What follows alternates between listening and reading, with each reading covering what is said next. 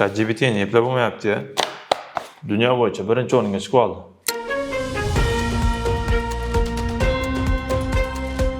Assalomu alaykum. Sizlar bilan Apply haftalik dayjesti.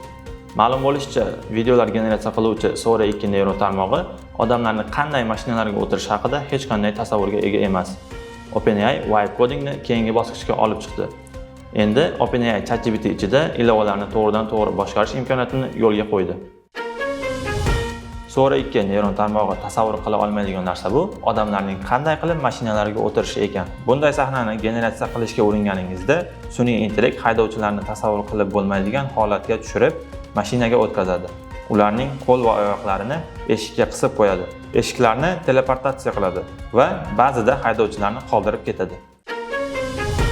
Kompaniya eng tez va eng oson sun'iy intellekt agentlari konstruktorini chiqardi. Agent Builder istalgan neyron yordamida bir zumda yig'ish imkonini beradi. Buning uchun elementlarni qo'shish va ularni bir-birlari bilan ulash kifoya. Kodlash bilimi talab etilmaydi. Undan foydalanish imkoni asta-sekin barcha uchun ochilmoqda. Endi siz alohida ilovalar o'rnatmasdan ChatGPT ichida Canva orqali dizayn yarata olasiz. Figmadagi loyihalarni tahrirlaysiz. Booking orqali mehmonxona buyurtma qilasiz.